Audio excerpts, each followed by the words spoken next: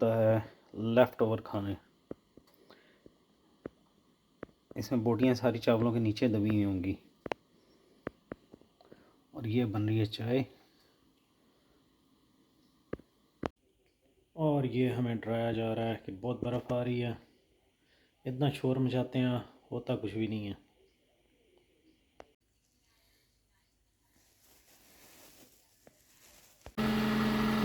और ये देखें जी, ऐसा लगता है कि रात को जो गीज़ है उन्होंने खूब पार्टी की है।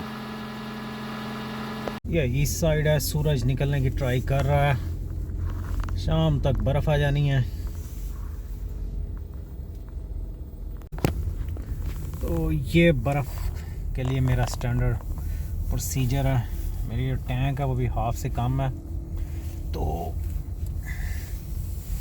यहाँ पे हम गैस भरवाएंगे। तो बर्फ़ आ रही हो तो ये मेरा स्टैंडर्ड प्रोसीजर है कि टैंक जो है वो फिल करवा के गाड़ी खड़ा करें। और ये देखें, गैस प्राइस पे तो बाइडन का भी मुंह बन गया। और वो ईस्ट साइड है, स्टिल कोई बादल नहीं, सूरज निकलने की ट्राई कर रहा है। Oh my God, too much ठंड। बाहर 2-3 दफ़ा निकलने पड़ गया। बाहर इस वक्त 18 है और ये फ़ारेनहाइट है। सोचा है कि अगर निकले ही हैं तो चले वालमार्ट को भी देख लें, ग्रोसरी वगैरह करके रख लें, यही ना हो बहुत ज़्यादा बर्फ़ पड़ जाए।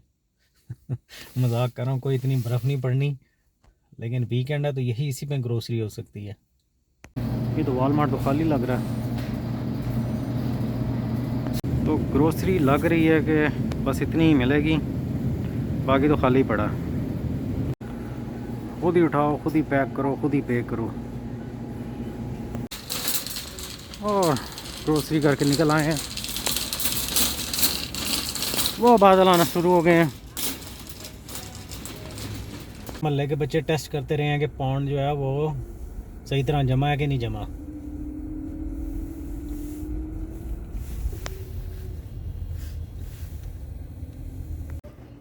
और आसमान खूब ग्रे हो चुका है, बादल आए हुए हैं,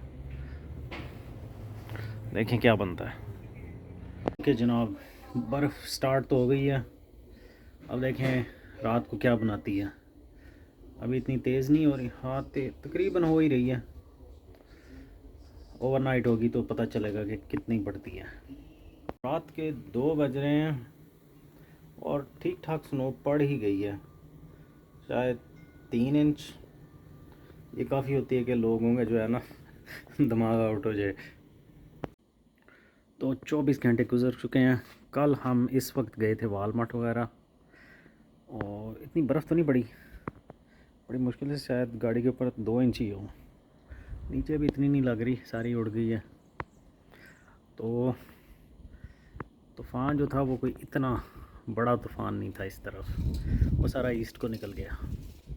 बर्फ़ ख़त्म हो चुकी है और सड़क भी ख़त्म हो चुकी है, कोई पता नहीं है कि सड़क कहाँ है और बाकी जगह कहाँ है।